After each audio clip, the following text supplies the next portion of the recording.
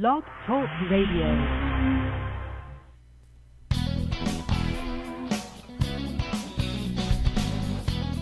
And welcome to Blog Talk Radio. Talk on the Rocks here. This is Mike. And this is Jamie. And we've got ourselves a little new theme music tonight. We do, and we're doing other new things tonight, too, after only 9 shows. This will be our 9th show. We're figuring out new and different things. Has it really been 9 shows? I know, it's kind of strange. I know, it's almost like we're learning each time we do this. Yeah, it's true. Yeah. We're putting new things together. But tonight, as I'm sure you guys have noticed on our website, we are not only streaming on Ustream to do the video stream, we are also back on Blog Talk Radio. So when you call in, there's a different number to call in on. Unfortunately, we can't keep the Google number. Here's the best part about this new number, though, is when you call in, it asks you, do you want to talk to the host? You push 1. You get to wait on hold. There's no voicemail. As a couple people in the chat room have already experienced. You actually get to wait for us to answer this time. There is no straight to voicemail. Yep. Apparently, Mike likes our old music, though. But it's okay. Well, we want to change it up, see what the viewers think. Now, why don't you tell the people what we are drinking tonight? Ooh, and you know what? I didn't even bring the box in, but I can tell you that it is Lipton. It's the black tea. It's the honey and lemon flavored black tea. And you know what? Usually I'm like, it's too plain. I don't want it. I want something fruity and strange for a tea. And Mike always hates those, but he picked this one out, and it's actually delicious. It is delicious. I will vouch for it. In fact, I've been sampling it for 2 days now. With a shot of vodka. That's only when you're sick, Ginny. We didn't put any vodka in this time. My best friend took the Grey Goose with her when she left the party on Friday. Now, tonight, I'm going to be in charge of the phones, and Jamie here is going to be in charge of the chat room. True story. So she'll be keeping me abreast of what's going on. Now, are you ready to dive in? Abreast, eh? Abreast. I like to use that word, abreast. Are you ready to dive in? Well, first of all, before we dive into the topic itself, I just want to throw out there that we had an amazing Valentine's Day weekend. We did, for sure. We didn't just celebrate one day. We celebrated like 3 days, which was awesome. We had the whole weekend to ourselves, which was kind of nice, although we did miss the Munchkin. But what did we, I don't even remember Saturday what we did Friday. Was nothing, well, Friday night was just a nice, relaxing evening, the two of us. Right. Saturday was all about staying in bed. We did nothing but stay in bed and watch NCIS. We did do a show that night. We did. That is. There was a show Friday night was my party. That was right. That's right. Friday night was your birthday party.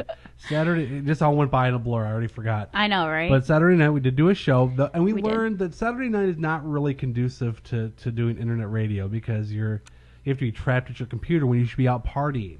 Right, or doing. Wait, does that mean that we're going to start going out and partying on Saturday nights if we're not here doing the show? Sure. Hey, now. We need to be invited to some parties. Hey, we got to make our own parties. Okay. Well, we made our party last weekend. We did. But we had NCIS all Saturday. Marathon. What time did we finally get out of bed? I want to say it was around like 4:30. Yes. Yeah. So Saturday was very relaxing. Had a nice show. And That's right, Ginny. I totally agree. A weekend wasted is never a weekend wasted. Mm-hmm. So, unless it's on work, then it really is wasted. Well, that's true. Well, no, unless you love what you do.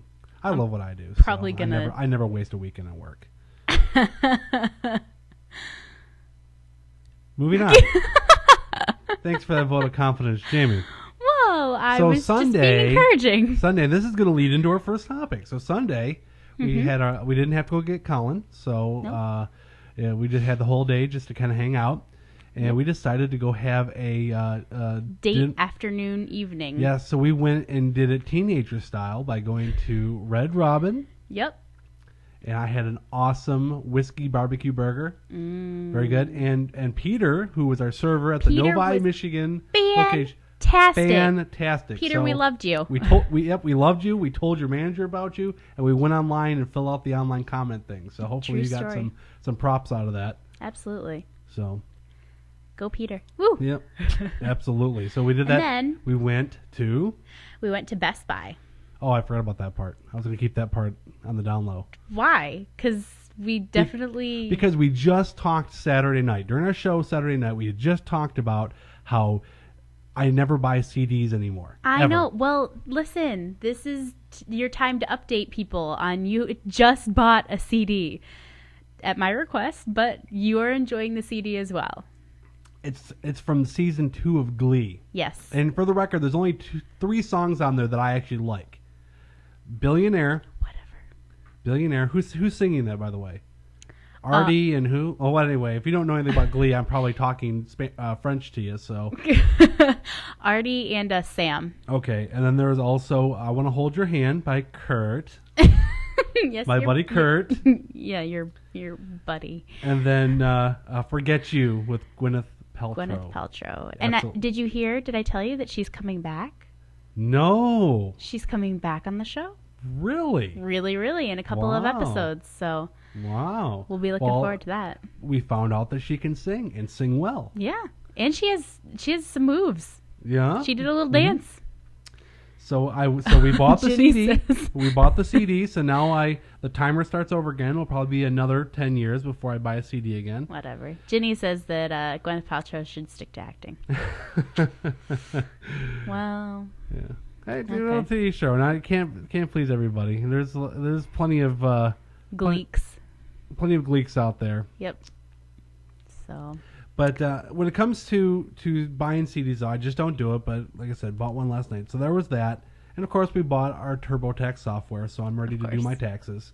And get my big tax return so we can pay for our wedding. If anyone wants to contribute to that, I'm sure that Mike can set up some kind of fundraising deal. Mm-hmm. So, so then finally, now we can lead into the topic. Oh, what? The movie we went to see. Yes, because I totally forgot about Best Buy, but let's lead into it. So we went to see a movie. What did we see, Jamie? Well, can we back up a little bit? Because, so the day started out that Friday and all that kind of stuff, with all the stuff going on in Egypt, you were watching TV for a really long time, and CNN just happened to be on in between our NCIS episodes. So when we had to stop it and delete and then pick up the new episode, or CNN would be on in the background. And on Saturday, I believe it was, when we were watching NCIS, they actually had a person from the National Stutterers Association or something like that. I'm pretty sure that's what it was. But he was a stutterer, and he wrote a book and all this kind of stuff, and Mike was really interested. We actually stopped watching NCIS for 5 minutes and watched what this guy had to say. And he was really interested. He's like, oh, I never knew that about stuttering. And for those of you that don't know, I am a speech-language pathologist, and I work in the Pontiac School District. So I deal with stuttering at least once a week. So, and I went to school for this, so I know all about it. So, like, everything they were talking about, I'm like, oh, yeah, And Mike was asking me questions and that kind of stuff. He was really interested. So I'm like, great, maybe I can get him to watch the King's Speech, because that was what they were leading up to, is they were going to talk about the movie and yada yada. So I went online, I started looking for movie times and places to watch. I'm like, hey, we can see the King's Speech at yada yada place at yada yada time. And Mike's like, I don't know if I want to see it. I'm like, hey, you just said that you were interested. So I finally coerced him with talk of Olive Garden that turned into Red Robin that we would go see this. So we went on Sunday night to go see the King's Speech. And honey, if you could sum up your feelings about the movie in one word, what would you say? Brilliant. Ah, wonderful. It was brilliant. Right. And here's why I thought it was brilliant.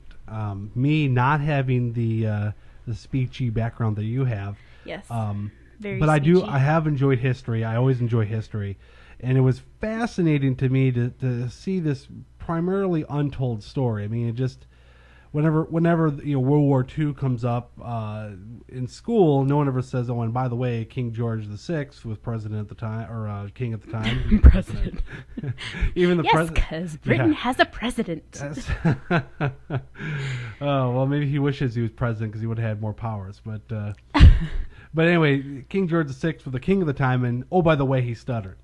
It's the untold story. I mean, it's out there. You could, people knew it. It wasn't like a secret.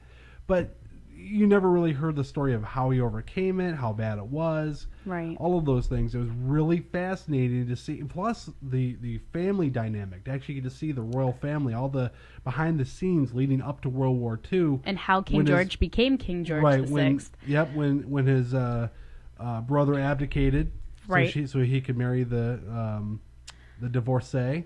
Yes, since he wasn't supposed to, because he was the leader of the Church of England, being the king, and the king is not allowed to marry a woman who has been divorced. Mm-hmm.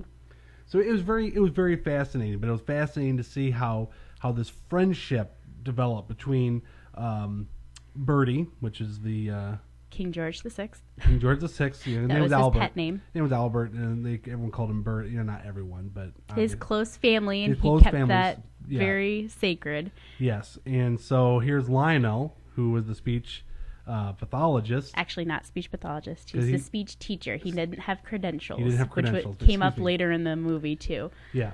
So they developed this friendship, and it was fascinating to see. But here's what really captivated me. This is what really got me.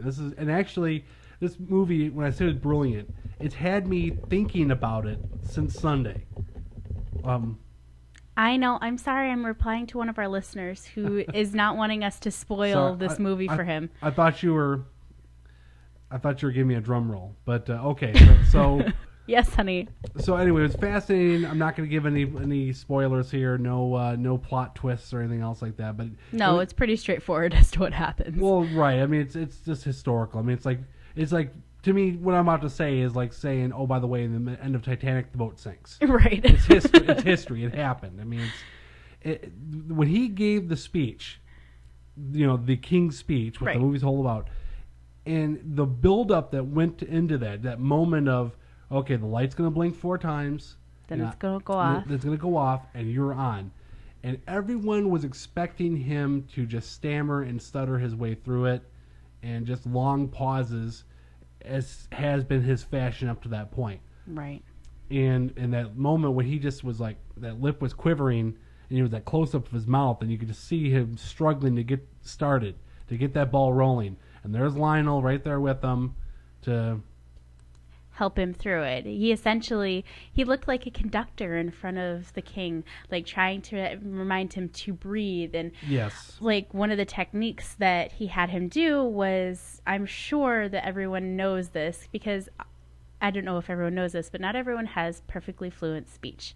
No one can speak perfectly fluently all the time. It's impossible. Your brain just doesn't work that way. But one of the times that you have the least amount of stuttering is when you're using 4-letter words.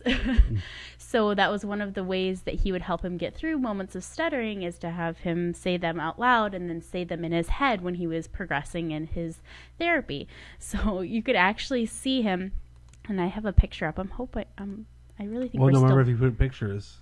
I fixed it. Jenny taught me how. Oh wow! We're still Look at you. audible to our Ustream people. Wow, I good. know. You're a pro. I know, right? So But I was just gonna say that you could see him in the background, like talking to him and like doing the swearing for him. Like you could see his mouth move, and it was kind of funny. Like just to get him through this, that he had to remember all these things. And the guy that wrote the speech had it timed at 9 minutes. This speech, when he handed it to him, was only 2.5 pages long. So they were really expecting him to take it slowly, and it actually ended up, it sounded like 3.5 minutes. 3.5 to 4 minutes, I thought, is what they. it was something like that, but it sounded more very like respectful and deliberate. Like Yeah. the speech he had to give is essentially, hey, we're going to be in this war. You can actually go to YouTube right now and search for King George's VI, Yeah. for 6 speech, and someone has put up there the original recording of the speech as it was given back then. Wow, I didn't even know that. And the way that they did it in the movie was 100% just like it was really delivered, and Right. it was amazing. So if you're bored one day, go to YouTube, check it out. I mean, it's kind of neat to hear the original recording. For sure. So And can I just throw out there while we're talking about this, I have always loved Colin Firth. He is an amazing actor, but he did a beautiful job for this movie.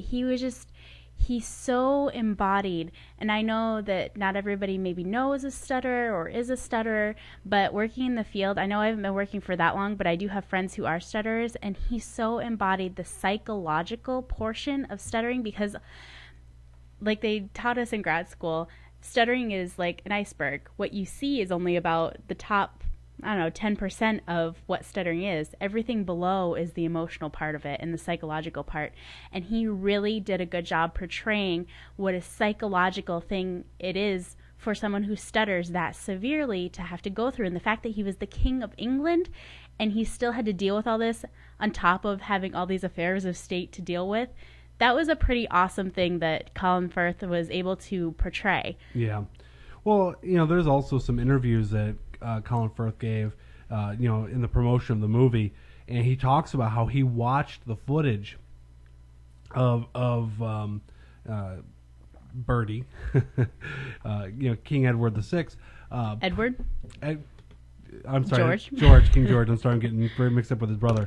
But King George VI, when he was just the Duke, and how you could just see him. Duke of Earl.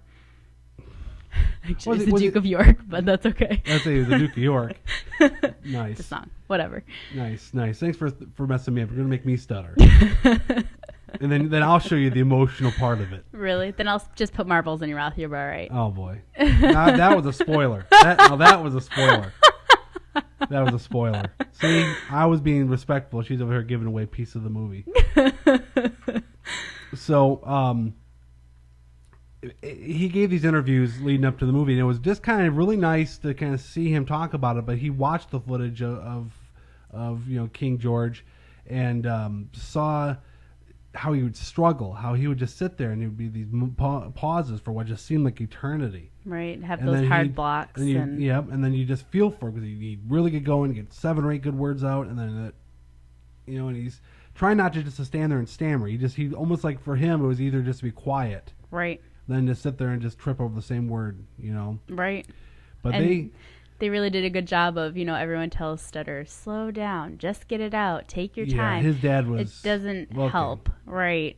So, but anyways, the bottom line is on this movie is definitely you have to go see it. Absolutely. Whether you have an interest in stuttering or history or anything, it's really captivating for all audiences. Yep. So.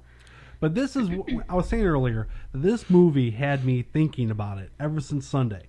I mean, I've been thinking about it nonstop. I mean, not only how good the movie was, but it really, the thing that really got me about it is that here is the whole world.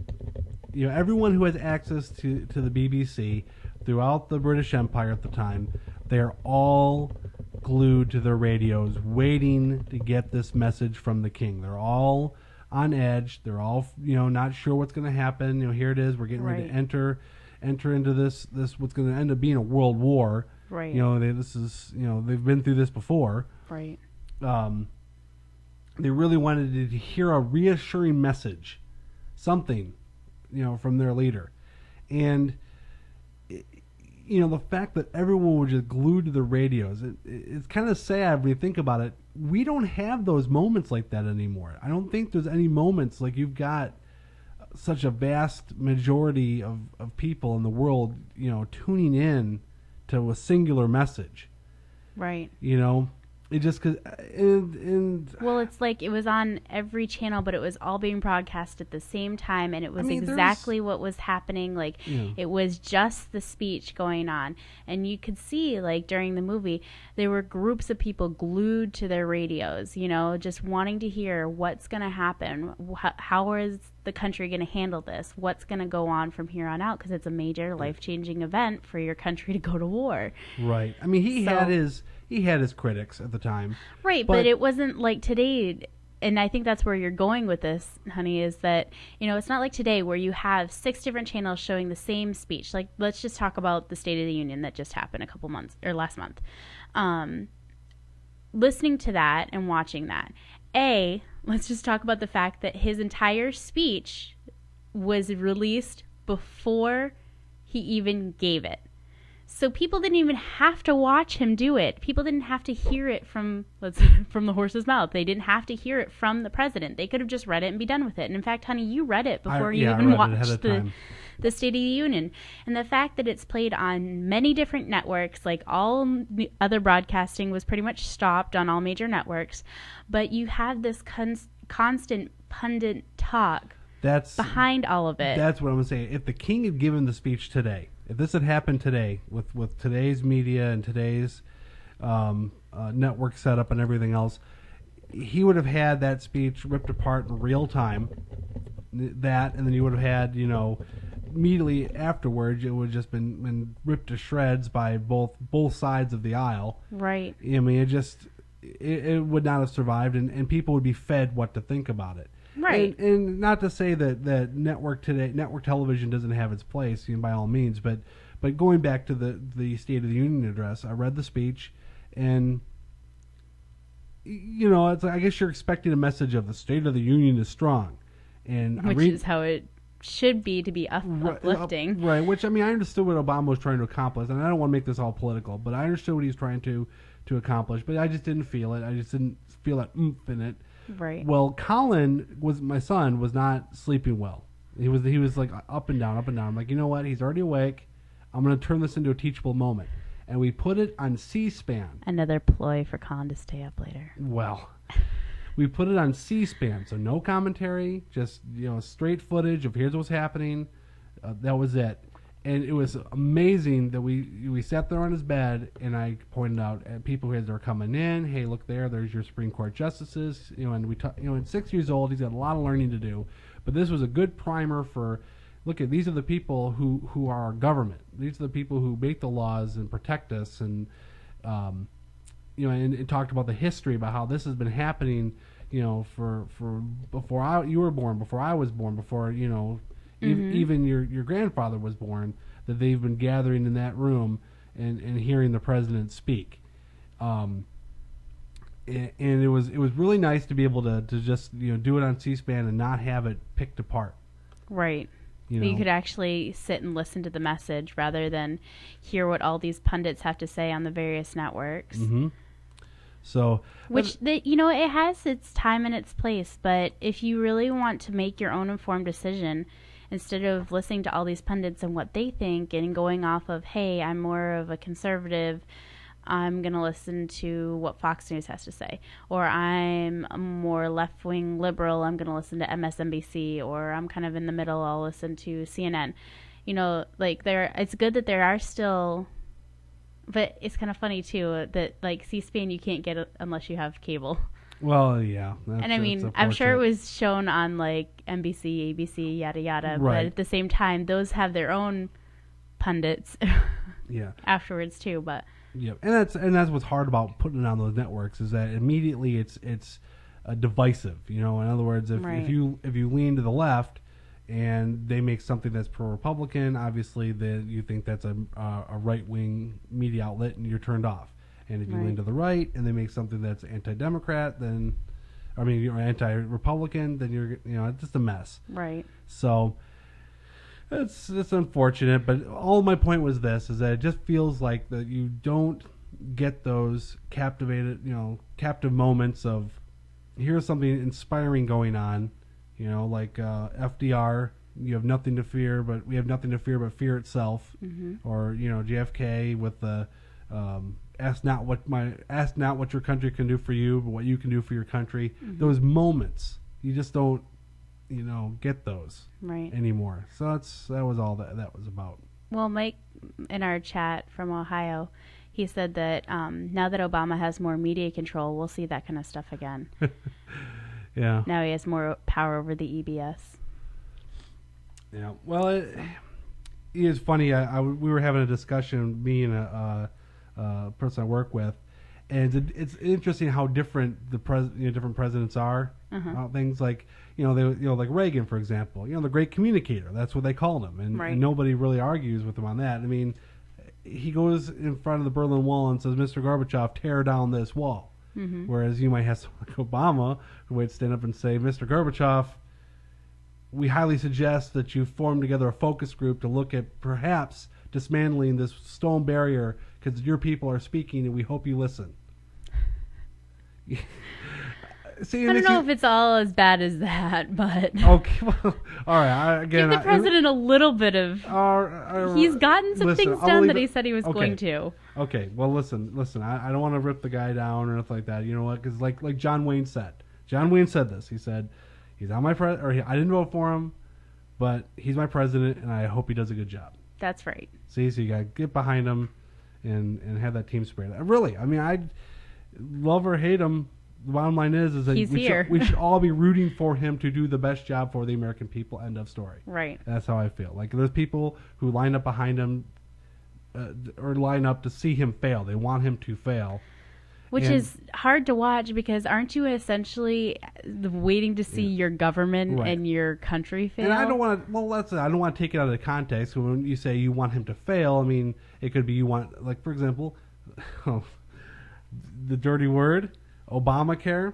Yeah. You know, I mean, that you want that to fail. I mean, which I don't know. We could spend 6 hours debating that. Yeah, you know, for sure. About it. You know, whereas I'm looking at it saying, you know, I don't fully understand how it's going to affect me, so I don't want to, you know, really weigh in one way or the other on it. But at the same time, you've got all these people going back and forth, and how much time and effort and money was put into passing it in the first place, and then you have. You know the GDC who the Government Accounting Office, that said that it was going to cost you more money to take it apart. It's going to cost billions of dollars to renege on this thing that isn't. Well, yeah, but then going back to the original, it's not like the people who are against Obamacare are actually offering better ideas and a way to implement them. They're just saying we don't like this. In defense of that, though, if it's bad law, if it's bad legislation, then you need to repeal it. What would we go back to? We go back to the way it was before, and that's not better. We don't know. I mean, no but one. But they're not that's what I'm getting at, honey. Is they're saying it's bad, but they're not giving any suggestions as to how to make it better, how to change it, or how to do something else that's better. It's of no use to repeal it and go back to the way it was, because you're going back to a broken thing.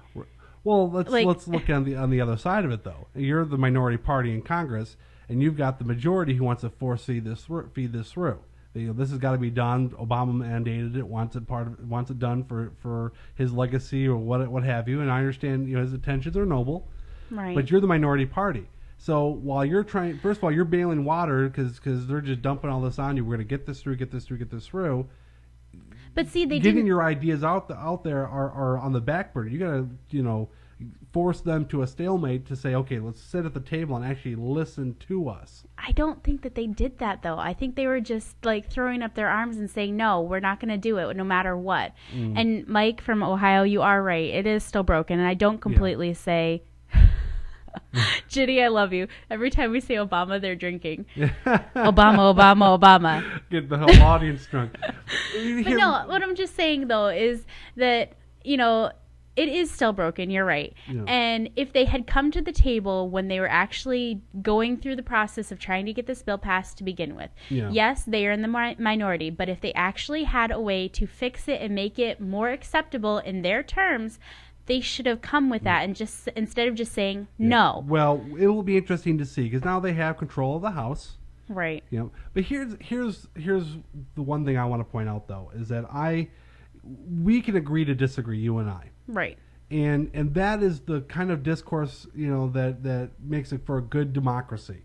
Right. Is that, we see each other's sides, but we still take our own. Don't shout each other down. You know what? I don't have all the answers. And you know what? My mind is wide open. If you have the facts and can convince me, you know what? High fives all around. Because all I want is what's best for everybody. Right. And you socialist, you. Yeah. And I don't want to, I don't hate anybody in government. Right. I might disagree with people and have disagreements with certain policies and certain ideas that people have. But you know what? They're elected officials. I'm a citizen. Well, I vote. And despite your disagreements with them, it's always you're always respectful about them. You're not saying, hey, he's a bad person. Hey, unless he's actually done something morally wrong that's hurt other people, you know, even though you don't agree with his decisions, you're respectful, which is, I think, something that a lot of people lack in their discussions about what goes on in this country. You know, you're not a senator for a reason. They are for a reason. And for whatever that reason is, you still have to be respectful. Like, they don't come into your job and tell you that you suck. Like, what's the reason why I'm not a senator? Have you run for government office? Oh, okay. all I heard was there's a reason why you're not a senator. Like, well, I'm just saying, like I was going to run for office. Not everyone's cut out to be a senator. Not everyone wants to be a senator. My sexual scandals have made it out there, apparently. I don't know. I was waiting for the other shoe to drop, so I didn't know. So, wow, hey, listen, apparently you can still get elected. You might get the boot later, like this other dude. Did you hear about this other congressman? Whatever, I don't remember his name. This is on the radio, on like morning radio on my way to work.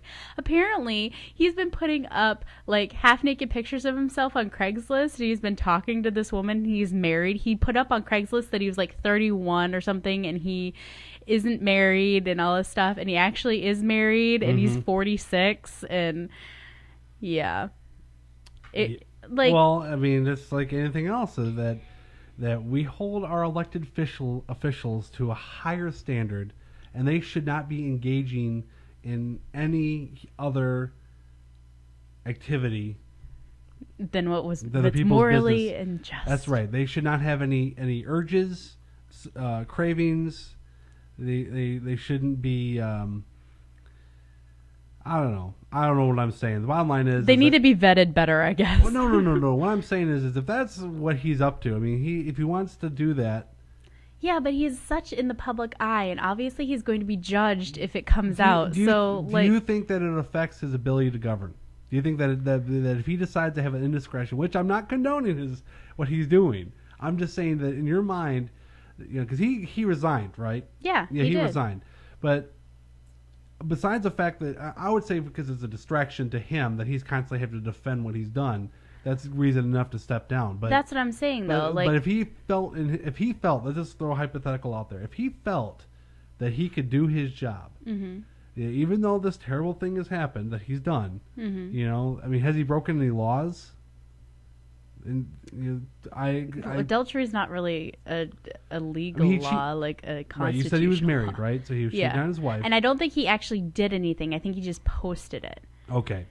Well, so he hasn't broken any laws other than, you know, maybe you could the say... law of stupid, Mike says. Yeah, that. He broke the law of stupid. Well, actually, it seems like he's maintaining the law of stupid. Yeah. So all I'm trying to say is that he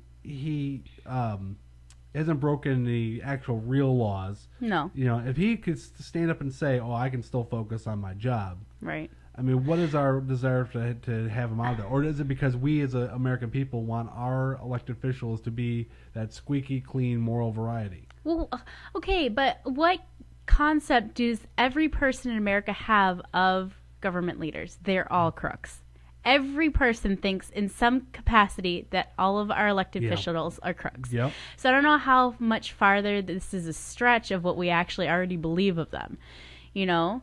But I don't know, like, I guess the whole, like, he loses respect of his constituents, but at the same time, like, yeah, they elected him, but at the same time, they still think he's a crook because they think all government officials are crooks. So, I mean, it's like a never-ending circle of, well, you did something, but did you deserve it? But did you actually come into this? Like, is it, I don't know. It's a dizzying circle. Yeah. And Ginny's right. They should be held to a higher standard. They're representing the people. Yeah. But at the same token, I guess you could also say, what are the people doing? See, well... I'm just saying, like, if you're saying they're representing the people... Here's my final thought. On the immorality of public officials. Let's say he was just a bachelor. But the story still came out that he was lying about his age and lying about who he was and that kind of thing to try to, you know... Hook up with girls. I mean, I'm sure people would still clamor for him to step down. Which is stupid because, whatever, I don't know. It's his personal life. I don't know. Like, I think that the whole Bill Clinton thing went a little far. I mean, yes, he was cheating. I don't know. I don't know. I don't know. The problem. Granted, I was only like they, 8 when this happened. I know. But Well, they didn't impeach him simply because he had an affair or allegedly had an affair. it was because he lied. He lied under oath. oath. I know. To the Jennifer Flowers deal to try to make that go away. Right. And I think that diminished his image in a lot of people. But then again, he was at an all-time High. popularity And high. people still like him. That's the thing. Like, Well, people still like he's him. a likable guy. He's a likable. If you see him, I mean, he's a good communicator as well. He absolutely is, and he some knows call how it some call it pandering. Hey, but still he did what he had to do. You see him when he goes to churches and he goes to different engagements. He has to speak at. He completely just molds himself to whatever crowd he's speaking to. Right. And everyone just loves him for it. And he's done a lot of good for different organizations in like Haiti. He went around with former President H.W. Bush during that. So he's definitely used that to the good of the country afterwards. But yeah, they impeached him because he lied, which they end up not convicting him. Right, but I don't know. The whole thing, though, I think got blown out of proportion. Like, while the actual affair was going on, he was a pretty good ruler of the country. I'm not going to lie. Like, I'm not going to say that it fed into it. I'm not going to, like, make any suppositions, but I'm just saying it didn't affect his ability to govern the country. Okay. Am I wrong? Well, how about this? Well, when we actually start up our next show, we'll call it Crossfire, and we start having guests on to speak the different talking points. Then I'll give you my opinion. But since we're supposed to be an entertainment and pop culture show, we'll just say good for you, honey. Okay. And say, what's the next topic? Okay. All right. I think he's a fine man, and my ill-informed juvenile person that I am apparently thought better of former President Clinton. Now am I making you doubt yourself? Honey, okay, when the whole thing was going on, I was like 8 or so. Okay. So, I mean, like, obviously you had a little bit more awareness of what was going on, other than I just heard my dad calling him Slick Willie all the time. So, I mean, obviously I was aware of what was going on, but obviously the politics of it and the actual whatever was going on in the country. But I don't know, it's just the whole, like, our country was doing pretty well under Bill Clinton. Like, we went from a deficit to, right? To a surplus, that's correct. To a surplus. And then we went back into a deficit and then into a recession after he left office. Obviously, he had to because his term was up. But I don't know. I don't believe. I mean, the president can affect policy, but I don't believe that the president all the blame falls at the president's feet for. Well, no, but how things turned out after it. Mike from Ohio said, "Who could look down and stand to see Hillary looking back?" Oh. You know what that calls for? Yeah.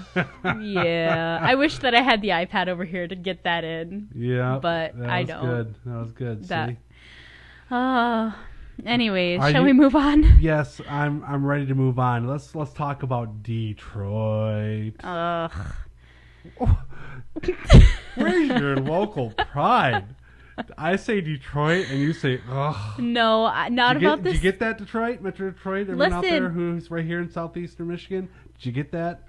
Okay, let's stop and talk about why I just went ugh. It wasn't about the city at all. It's about our next topic, which has to do with Detroit, but Detroit is not the reason I went ugh. All right, well, let me lay the backdrop here. Are we ready? Can I put up my picture? Not yet. Okay. No, because I don't want to spoil this. See, Detroit Mayor Dave Bing put it out. The new mayor. I'm excited. I'm excited that he would do this. Detroit's in trouble. I mean, everyone knows this. Detroit has got a lot. Wait. It is? What's wrong with Detroit? You should know this. Ugh. Ugh. Anyway, Detroit is in trouble. And he said, look, I will take any suggestions that anybody has. And if they're good, valid suggestions, and they are plans that could work, who am I to say no? Instead of just saying, I'm going to fix Detroit, roll up my sleeves and do it all myself, he says, Well, good luck with that because you can't. So on his Twitter account, somebody suggested that the city of Detroit erect a statue of RoboCop. Cue the picture. Oh, it's already up. Oh, RoboCop. Now, I know Actually, RoboCop 2 is up. there's 3 schools of thought that I've heard on this. One is that is a effing awesome idea, brilliant, amazing, coolest thing ever. Wait, let me finish. Let me finish before you laugh me off the microphone here, because that's only one school of thought. And they're saying that hey, the movie takes place in Detroit. That he was a Detroit cop before he got killed, etc., etc. Brilliant idea. School of thought number 2: that why would you want to erect a statue of a hero from a movie, even though it was set in Detroit? It showed the worst of Detroit and talked about what a hellhole it is and how it just went to pot and how the criminals ran rampant. In fact, they wanted to tear Detroit down at one point during the movie series and erect the new Delta City. It just makes no sense.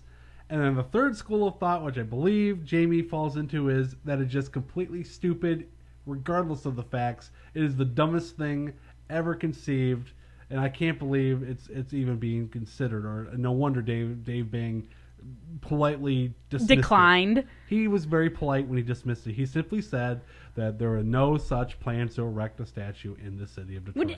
No. Let's talk about this on several levels. Okay, first of all, Mike says that to improve Detroit, we should burn it down and sell the matches. That's a little harsh. I'm not going to lie. Wow. I wanted to say that, but it's a little harsh.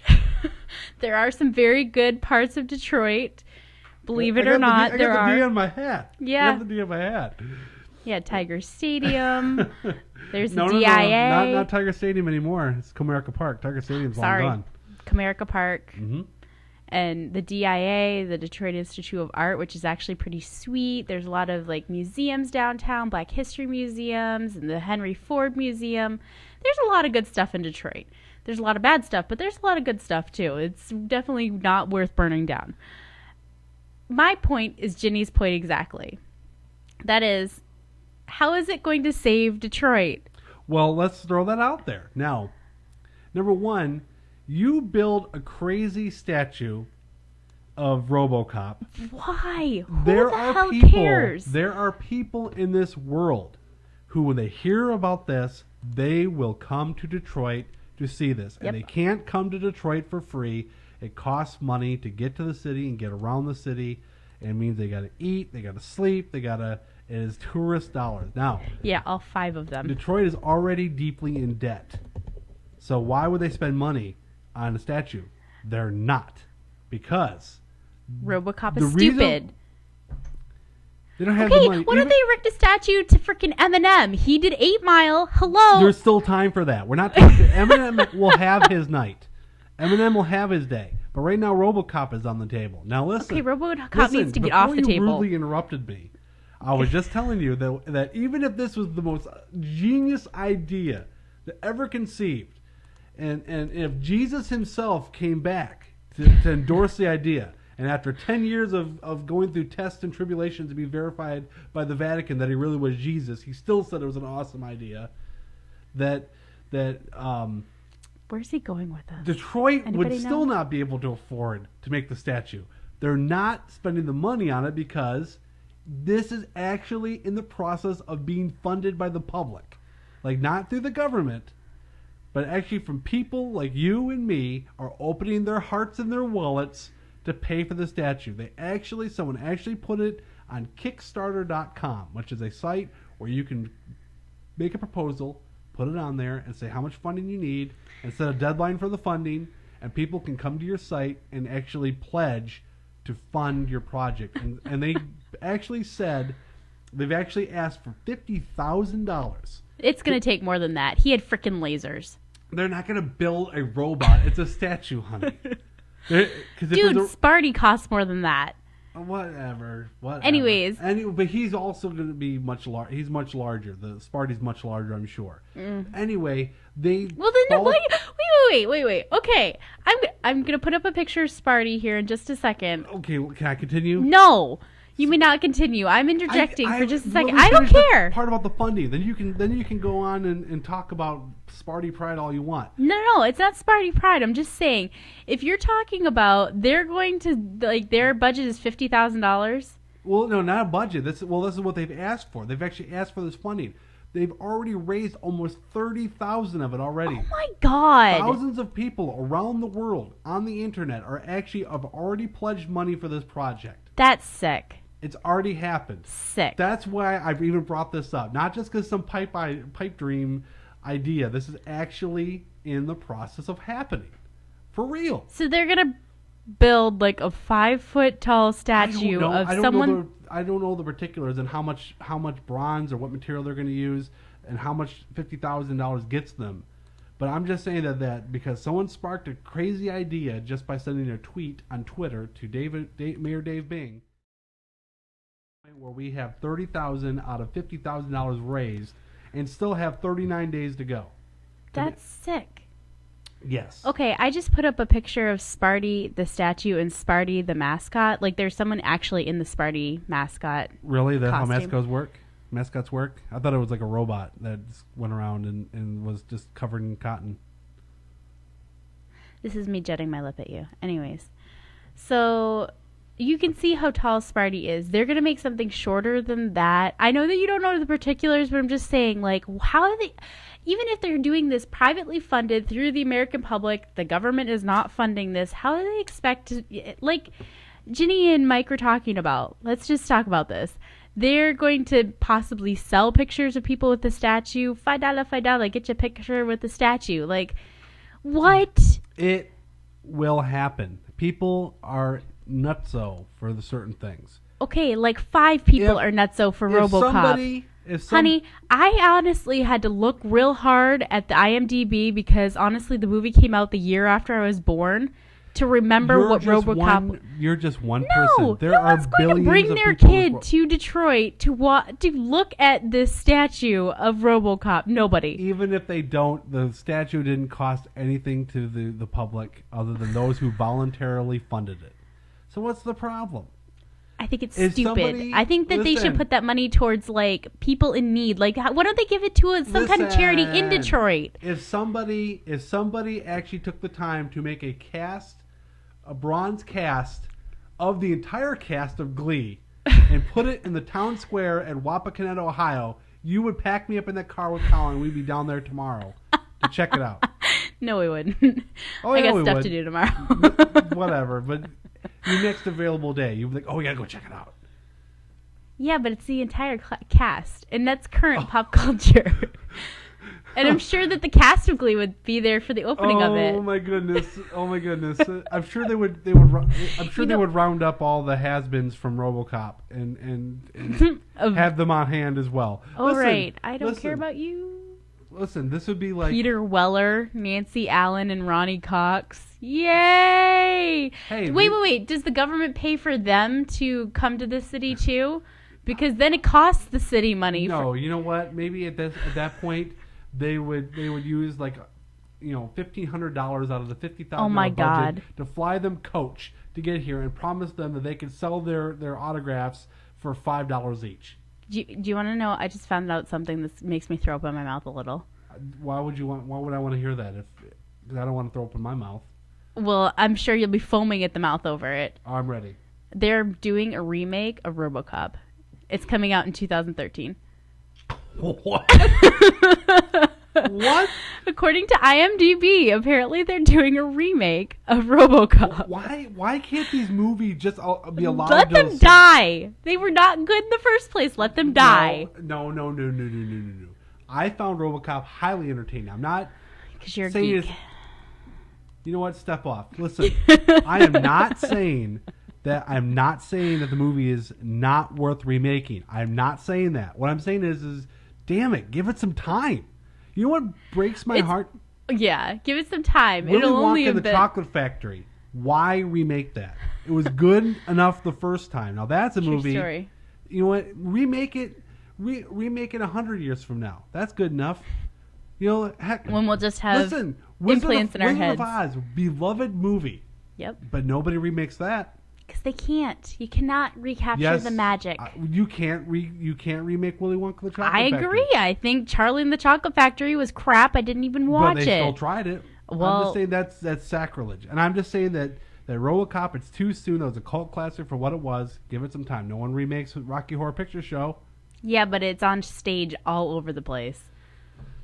Give it some time. I can't believe it. 2013. Yes. But you know what though? Hey, if they Mike remake from it, Ohio also asked, did they obtain rights to make this? Like they have to if have. they're going to remake the movie, No. The statue. no. That's let me finish. Oh. If they're going to remake the movie, I bet you they'll have no problems getting rights to make that statue because it's just it's another piece of propaganda to promote the remake of the movie.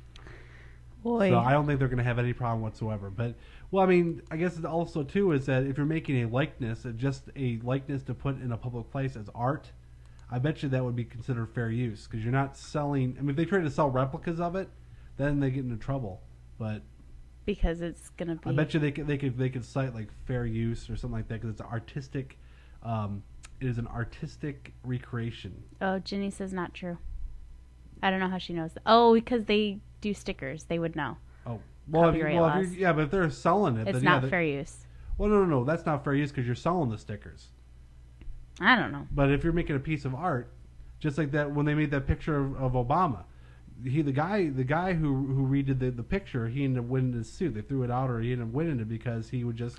P.S. Did you guys drink every time he said Obama? I said it a bunch of times right there. Yep. But no, the And I guy said who it made the again. Hope poster that was all the rage. Yeah, that you could actually make your he own took picture it from into an AP it. photo. He Right. he colorized an AP photo. Right. And but they said it fair use. But where I wonder where they should have popped everybody is look at all the people who sold Right. stickers, bumper stickers, everything else. When you start making a commercial profit from it, That's where the problem that's comes. a slippery slope. I mean, copyright law is a mess. Speaking of which, good segue into our next topic. There you go. Write that down. We'll do that on Crossfire too. Copyright law. Am I really supposed to be writing this down? I dropped my pen. Don't spit water.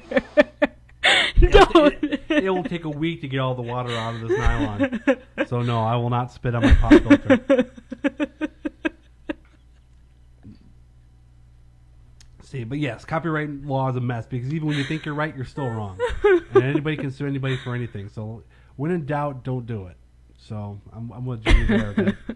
That's gonna be. They need to get some kind of right just to cover their butt.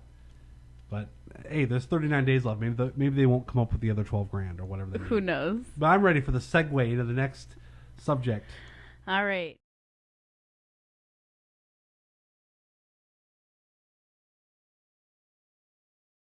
Segue. Let me just tell you. Oops, I guess I could put that.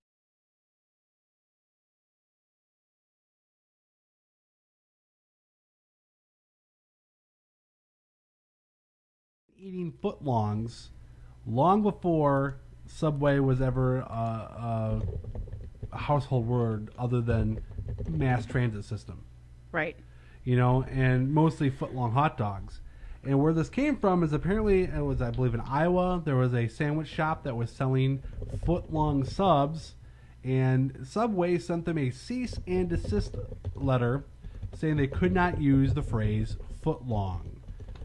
And since, you know, when they were reached for comment, Subway, when they were reached for comment, they ended up saying they recanted the cease and desist letter because they have not obtained the trademark yet for it, but they were in the process of going after it. And they have no problem with people using footlong when they're referring to hot dogs. But okay. On so many levels, that makes no sense. Well, first of all, footlong is a measurement to me. I mean, you know, how big was it? Well, about a foot long. Yeah, but okay, you're It's using. not a product. I know, but you're using it as two words. They're marketing one word. I know, but they're not the footlong. first to do that. I mean, I know, but why would it make a difference whether it I'd was a give it- sandwich or a hot dog? It's still using the. Well, it's just because they're protecting themselves because they know better. Because A&W has been using footlong, but long before Subway. Then why ever didn't became a they national- copyright it?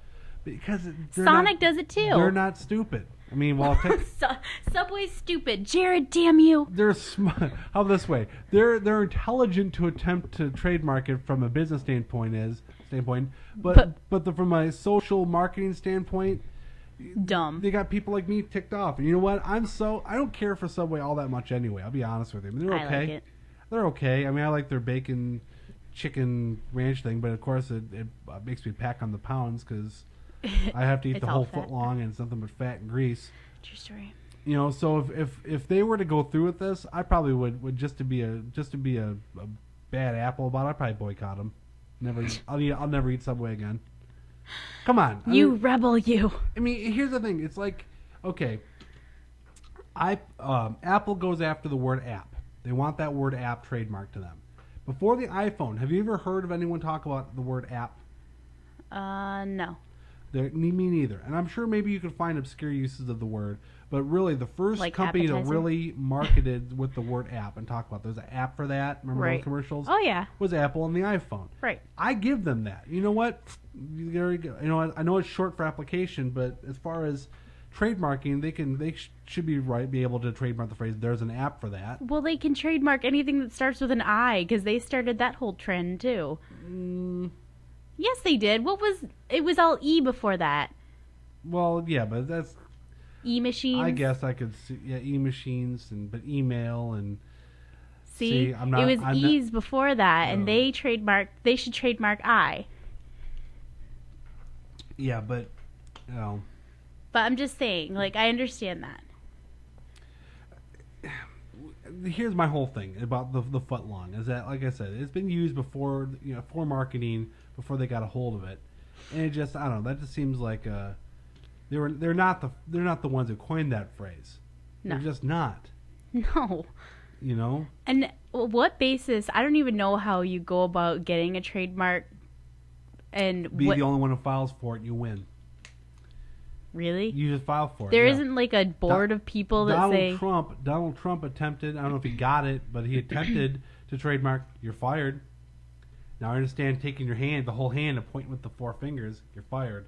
That's his. Don't thing. poke that. That costs money. That's his thing. But the words "you're fired," I was firing people before him. At least on national television. Right. Are you firing people on national television right now? No, I mean I was firing people in real life before he was firing people on national television. Gotcha. And I'm sure people were firing other people long before he was born. Apparently, according to Ginny, that's not true for a trademark, and it does have to be board approved. It's not whoever just files for it. That might be like a patent. Right. Well, yes, you're right. There does have to have approval. I hope those board people go, what the hell are you doing in our room? Get out. Yeah. I mean, they do have some common sense applications for it, but applications.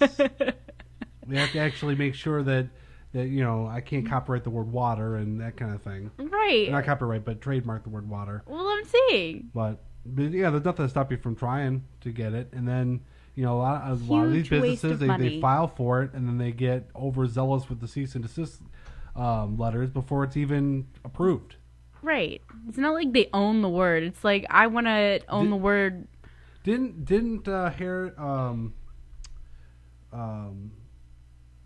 Obama. No, God. No, Jimmy wanted me to say Obama so she could drink. There, drink again, Obama. Paris Hilton. Didn't she try to trademark "That's Hot"? I'm sure.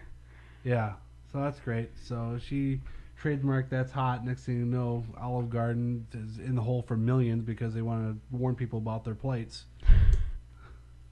And that's the other thing too. And I completely stole that. I completely stole that joke from David Spade. I was going to say it sounded familiar. Can I believe? And you know what? Which kind of but makes he me didn't sick. Trademark it. No. But that actually kind of makes me sick. Who steals jokes from David Spade? Is that how low I've fallen? He actually had something funny enough that was worth repeating. Hey, he. I'm not gonna bag on David Spade. I'm sure he's all right. I'm not a big. He was fan really of his. good in The Emperor's New Groove. Oh, his voice. He was the llama. Oh. Llama face. So, all right. So okay. There you have it. Foot long. Somebody wants to trademark it. Still ridiculous. They might get it. Who knows? I really hope they don't. I hope it's a huge slap in their face, and that I hope that company in where was it, Iowa, that mom and pop diner or whatever, sues the pants off of them. There's nothing to sue for though. They're sending them a cease and desist You letter. don't sue for that. You just either I adhere to it would. or you don't.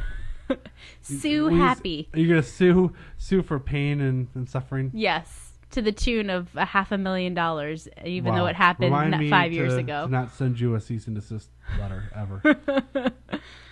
All right. Anyways, Move us along. We got 30 minutes left of goodness. I know. Did you want to talk about Obama? The woman in the cubicle? Oh, yes. The woman in the cubicle. And I actually posted this to my friends on my regular Facebook feed. On his personal Facebook feed. I know, cause I wasn't sure if I wanted to go on the air with this, but after I told you about it, you're like, oh my goodness, and you kind of made it I out there. freaked out. Yeah. So what had happened is there was a woman, and I'm trying to pull the article up here now, unless you have it handy. I do. Oh, you In do fact. have. Would you like to go over the facts of it, other than, or do you just want to fill in the blanks on me? No, I'll do it. All right, you go for it. Apparently, in Los Angeles County, a woman was working at a cubicle, and she was 51 years old, and she was found by a security guard on a Saturday afternoon, 24 hours after she was first seen alive, and she apparently died at her desk, and no one knew. The entire Friday, no one checked on her, no one... They said the time of death is not exactly clear, but the last time someone saw her alive was around 9 a.m. in the morning on Friday. But dead at her desk. Dead at her desk. Like, You how know, do you walk by someone? Does I've- it look like they're sleeping? I've heard people say the phrase, "Oh, I could work myself to death in this company, and no one would ever notice." And it's like, wow, it's not right. that's taken. Okay, no, all joking aside, because someone's dead here, but my goodness, how do you not notice? How do you not see that there's a human being dead, Slumped over. Maybe it's part of it is that not every one of us have come in contact or had the opportunity to discover a dead body. Well, not even that. Wouldn't you just, out of the kindness of your heart, notice that she's been slumped over her desk all day? Maybe check on her, see if she's feeling anything? You're busy. And you're barreling straight ahead. You're looking straight down the hallway. You're not snooping around at people's. I just can't imagine. Like, not even when they closed Yeah. up for the night, not like the janitors or anyone. Well, I know. Did she have any friends? That kind of thing. Right. Where somebody would just say, "Hey, I'm getting ready to leave, It Janice. seems We'll see very you later." bizarre.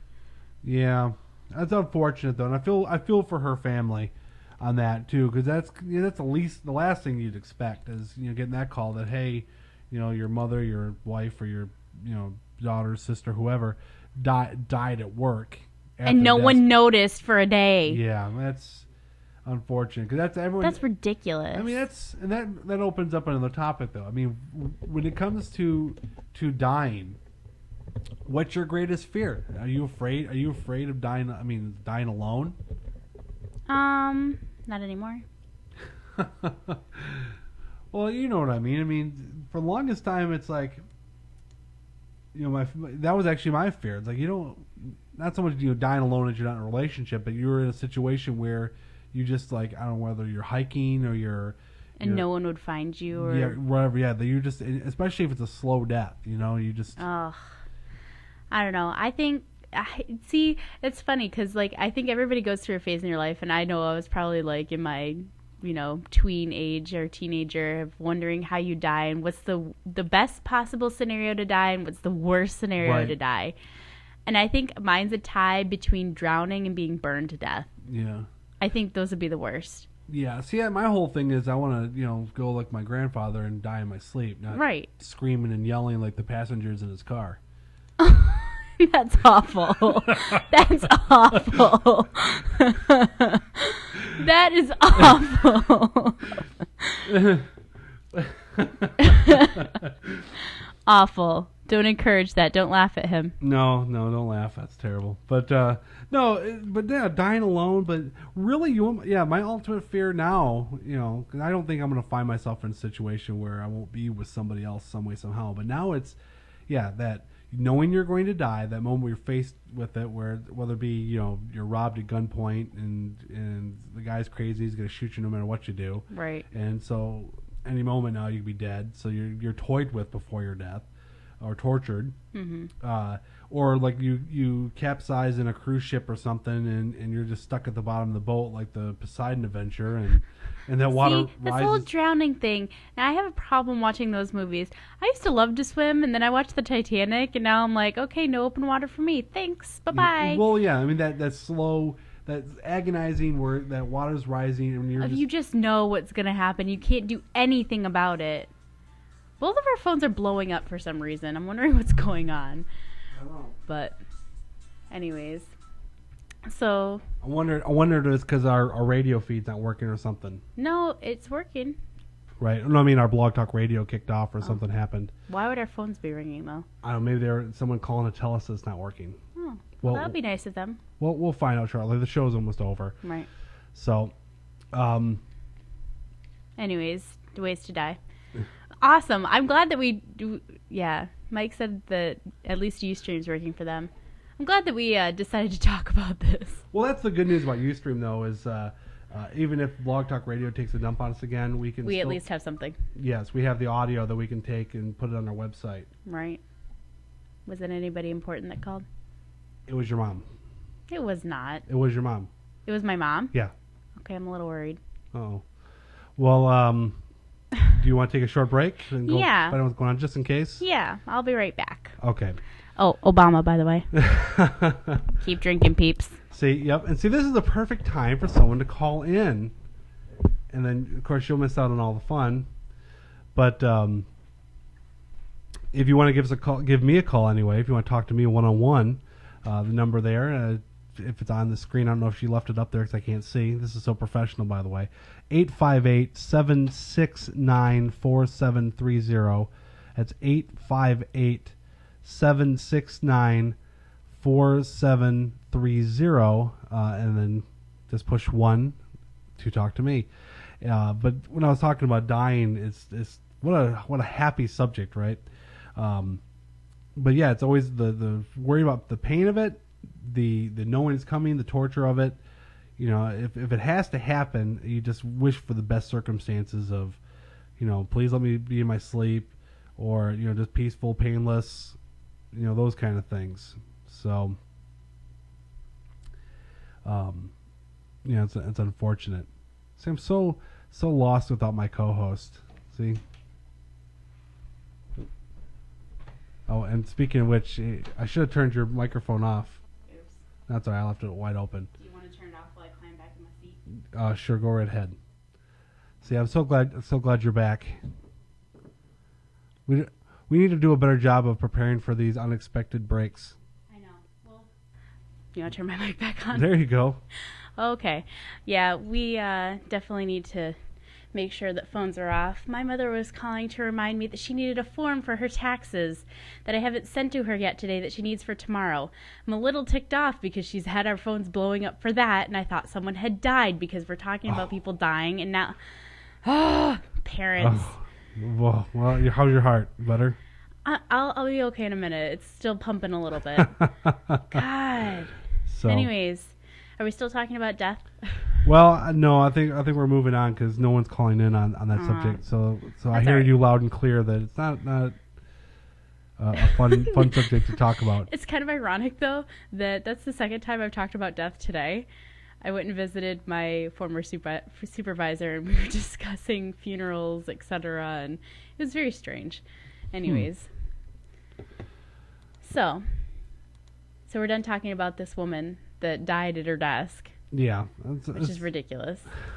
Can I talk about another ridiculous story? I'm sorry. You know what? Go right ahead. We got 21 minutes. I need to talk about this kid. He's 6 years old, again in California. What the hell? You know what? It's because freaking Arnold Schwarzenegger is not the governor anymore. That's why all this crazy stuff is happening. Wait, okay. The governor is No. Time out. I just want to make sure I understand your logic. No, I was making something up. I don't really believe that. Okay, I was going to say you're telling me that crazy things are happening in the state because the former muscle builder / actor / what? Honey? Terminator guy is not governor. Crazy things start happening. Yeah, I know. You would think that crazy things would happen in California. You're overthinking it. I was making a joke. I'm sorry. You know Fail. what? Can we just start over? Can we do that Yeah. again? Say it again. All right. I'm ready. Do it again. Okay, can we just talk about this 6-year-old in California? Get this. California, yet again, problems happening. This 6-year-old boy... You didn't even use the joke. No, I didn't. You didn't give me a chance to redeem myself and laugh at your joke if you didn't tell it. Whatever. I'm sorry. I'm dying to know about the 6-year-old in California. Yes, you should be, because it's ridiculous. Sorry, sidetracked. Mike from Ohio said that California should build a Terminator statue. Maybe that'd get them some recognition. Kickstarter.com if you're out there listening. Yep. So get some funding for that. Right, true story. I think I would actually pitch in for the Terminator statue before I'd pitch in for the RoboCop statue. See, you don't even want the stupid statue. I didn't say I did.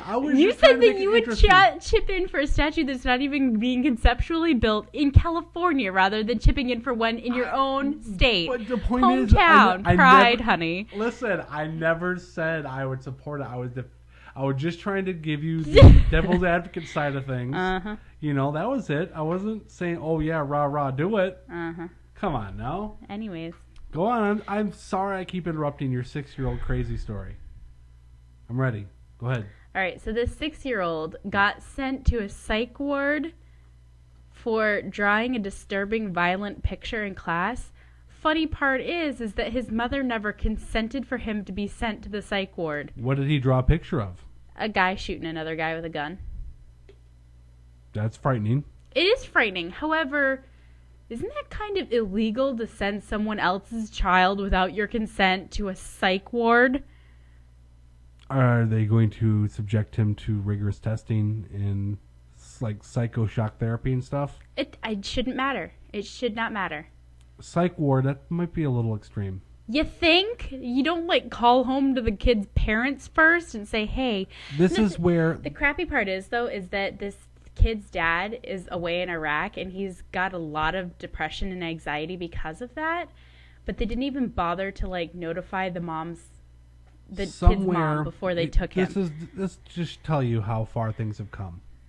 Somewhere in this house, in my treasure chest of childhood things, there is a comic book. I gotta find it, but I drew it when I was a kid. I mean, I probably was only a couple years older than this one. I was probably 8 when I drew it. But it was like a G.I. Joe comic where you've got page after page of Cobra and Duke's soldiers shooting at each other with lasers. Mm-hmm. I mean, I have tons of pictures of these people with guns in their hands in these pictures. It's clear what they're doing, and I did it in class. Yeah. But he also wrote that he wanted to die too. He does have some problems, but his mother did not want him to go to a psych ward. She wanted to try other things. Okay, now you're giving me all the facts, and now maybe he needed to be in the psych ward. But I'm saying that mom didn't consent to him being there. It shouldn't matter. Well, if he's not actually harming himself or anyone else. Is the mom a psychiatrist though? I understand the rights of the parent. If I put myself in her shoes, if someone tells me that my son's nutso and he needs to go into a psych ward, every parent, just like me, thinks that nobody knows their kid better than them. Yeah, but you keep piling on the specs though. So he drew a picture of people shooting each other. Do you want me to just read this so that you? Yes, because I don't want. I'm already sounding like a fool, so I want to hear all the story.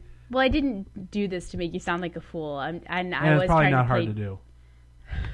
But anyways, okay. So it says, last week a 6-year-old California boy, I won't say the kid's name even though it's online, but was taken to a psychiatric hospital by ambulance against his mother's wishes after he drew a violent picture in class and wrote that he wanted to die. When the school called Jack's mother to let her know, she explained that his father had been deployed from Iraq and he was experiencing separation anxiety. She asked the school officials not to send him to the psychiatric hospital, explaining that he had suffered from this in the past and the family had a therapist she would get him in to see that same day. So she's taking measures. It's not like she's saying, oh, he'll be all right. She's actually got a plan in place. They superseded her. And the school district sent him anyway, saying that the ambulance was already on the way and committed Jack for a 72-hour hold in a Los Angeles psychiatric hospital. The district superintendent released a statement stating, In part, when any student indicates a desire to take his or her own life, the school district is required to follow strict protocols to ensure the safety of the student. The safety of the district students is paramount. We did the right thing here. And he was returned to his mom after 40 hours. She told MSNBC that he is traumatized. She's now homeschooling. Well, I don't know. This is so... So do you think that this was a CYA, cover your ass, by the school? I don't know. It's just... I mean, because see, here's where my thought process was. The way you were unfolding the story was, first he was drawing a disturbing picture. I'm like, okay, it happened. Now I was trying to tell you the story about how I've got a whole comic book full of quote-unquote disturbing pictures. Right, but it was more than that. But it was... Well, the teacher understood that this was from a cartoon called G.I. Joe, and I clearly knew right from wrong, and then these are pretend people shooting pretend lasers, and no one's saying, I'm going to kill you, or I want to die. Right. So then when you laid out the fact that he wants to die, and he's got, the picture of people shooting each other. Right. I mean, who knows? I mean, how many kids are in this school that they're dealing with? But at the same time, like, it's not like he was an immediate threat to himself or anyone else. Well, they shouldn't have called if mom said, no, I'm going to deal with this today. It's not like she was going to say, we'll see what happens. No, she actually had a plan in place. She actually had something to do with the kid, And the fact that they may have traumatized him further by taking him away from his mother for 2 days after his father's been gone and he already has separation anxiety. What the hell? Yeah. Well, it's another example of how sometimes the school systems are getting kind of out of control. And just like you hear about, I mean, you can go on for hours about, situations where kids have gotten expelled because they brought in, toys with jagged edges, so that's considered a weapon, or, I mean, heck, you might as well call a pencil a weapon. You sharpen it, you can stab someone's eye out with it. For sure. When does it stop? I mean, I don't know. I survived the public school system, for better or for worse, but I think that the officials in our school district had a pretty good, common sense attitude towards what is a threat, what is not. Got the kids who needed help, the help they needed, and saw to it that everyone got what they everyone got the education that they deserved. Now every school district doesn't have the luxury of the funding required for that. And right. It's a whole separate subject, but I don't know. I just think it's getting out of hand. For sure. Hang on a second. We got a lot of new people coming into our chat and watching us, so I'm trying to... Yes, please call in. Please call in and let us know what you think. We are... our phone number... We've changed it. We went back to our Blog Talk Radio phone number because we're also on Blog Talk Radio. The phone number to call in is 858-769-4730. Please call in and let us know what you think. Yep. We've got 11 minutes left of the show. Yep, but we will continue after this on Ustream if you guys want to. We can continue as long as you want. We're currently talking about what you think about school districts taking over parenting roles, essentially. Yeah. So, I actually had a situation with my own son. I won't go into details because it's kind of personal, but there was a threat made involved there, and it was actually my son who made the threat.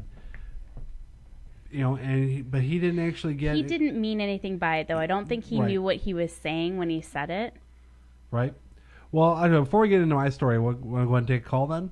Yeah. All right. Let's go ahead and take that call. All right. Hi, I can hear you guys. Awesome. We can hear you too. Hi, welcome to Talk on the Rocks.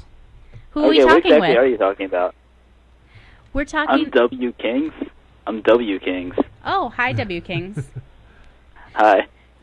We're talking about school districts. I was wondering if we were allowed to call in. I'm sorry. No, yep, you're actually on the air now. We just went ahead and just threw you to the wolves. Can I, call in now?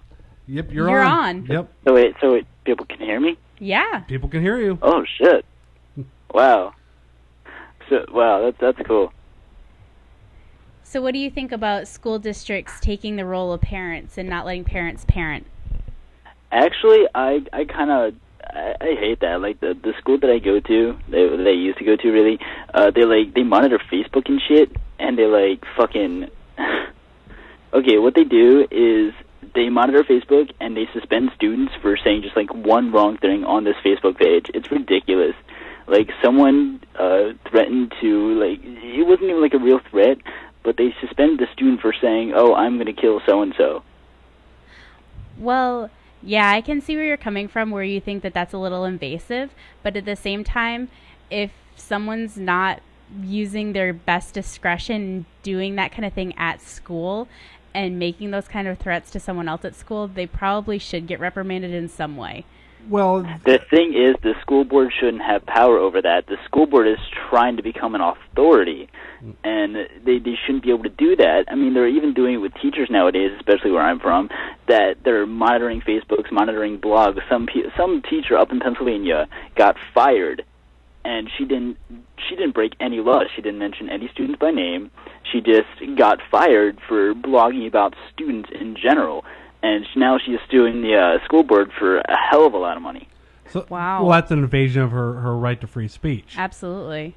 I mean, there's a fine line you have to walk there. I mean, if she was actually giving away personal information of her students, sure, I could see where there'd be a right to step in there, because you do Right. sign a contract when you get employment. But if you're speaking in generality about the type of day you're having, that kind of thing, or sure, you might have some critical things to say.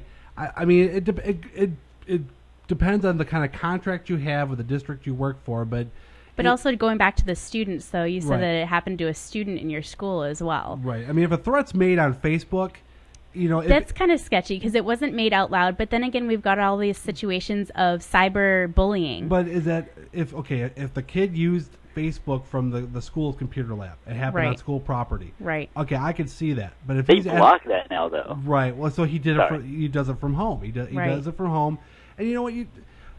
You shouldn't be making true physical threats online. Because But- that's dumb. But you know what? If that other person feels threatened, that's their. They see the threat. they That's a feel private threatened, matter, they though. Call, That's- they call the cops, or they Right. can file charges. Let it be handled right. by authorities. That's just the way I Can see it. Can I just interject real quick? Sure. Sure. Okay, you guys are into the internet, right? You guys are like really good with the internet. I'd say we're decent. Yeah. Okay, do you know what the website 4chan.org is? Absolutely. I don't. Okay, well, there's a board on there called B, and this board is random. It's completely random, and people go on there, they post random things, and your show was posted on there. So most of the people in your chat right now are trolls. So Awesome. I'd just like to say one thing to all the trolls in your chat right now. You mad bitches? Thanks for sticking out for us. Well, All right. Well, anyways, we only have a couple more minutes. yep. So So- 7 minutes. So, well, it's a hot topic. It is. And really, you look at schools, and how they, like you said, they kind of step in over the bounds. But in some cases, I don't know. At what point, because you have so many cases too, like even when I was, even in my school district, I mean, some teachers do have to step in because children really need the help from an outside agency. They really need to be advocated for because their family is not doing a good job of it, or they need to talk about how families are abusing their children. I mean, there are safeguards in there, but I think some school districts are just not looking out specifically for the child's best needs, and they're looking out to cover their butts rather than to actually look at the whole situation. right. Bottom line is you expect your school to put the kids first, Right. and it's a tough job. I don't want to take that away from the teachers and the educators and the staff that have to go in day after day and deal with thousands of kids under their authority. Right. But I mean, it's hard to make that discretion of, are we choosing to do the right thing for this child because this is only what we see, or are we really looking at the big picture? Right. When you've got that many kids to deal with, that's the big fear, is that the kids are just having a number stamped on them, and then this is our policy, this is how we handle it from beginning to end, and off they go, and you kick them out the door. Right. Well, So- like Jenny just said, she still thinks the mom should have the final say, not Yeah. when this. And really, honestly, mom should have had to sign consent for her child to be sent. Like, there's no excuse for why that child was sent unless he was actually physically harming himself, which the article didn't say he was, but obviously that's only like one report. They But didn't I give... still really think that they need to have parental consent to actually do that. Well, Like, the frightening part about it is they didn't even give her a chance to even seek a second opinion. He was just, right. They just sent him. 48 hours without her kid, and Right. so that's unfortunate. Right. With the kid who already has separation anxiety. Yeah. So, but anyways. So, you think we're about ready to wrap this up? We are ready to wrap this up. Great. And get ready for our next show. We're so excited for Thursday. We are on live again on Thursday. We'll be back on Ustream and Blog Talk Radio, so you can catch us there. And so we will definitely be ready for that, and we'll be posting articles. We'll be on and- Blog Talk Radio again, as well as Ustream. So anyone That's who what I wants, said, right? Or- wants to call in. Well, I just want to make sure it's Okay. clear that we are available on both, because we did have Both. some complaints that based on internet connection, some people were not able to view the stream, and if they can't view the stream, they obviously can't hear us, and that's no good. So we tried to make it available to both. Hopefully that worked. And And for those of you that are wondering whether I am Indian, I am not. It's a birthmark. Thanks for being rude. But we'll see you next time. all right, well, thanks for tuning in. Have a good show, live from New Delhi. Good night and good luck. This is Blog Talk Radio and Ustream's Talk on the Rocks. I'm Jamie. And I'm Mike. We'll see you next time. All right.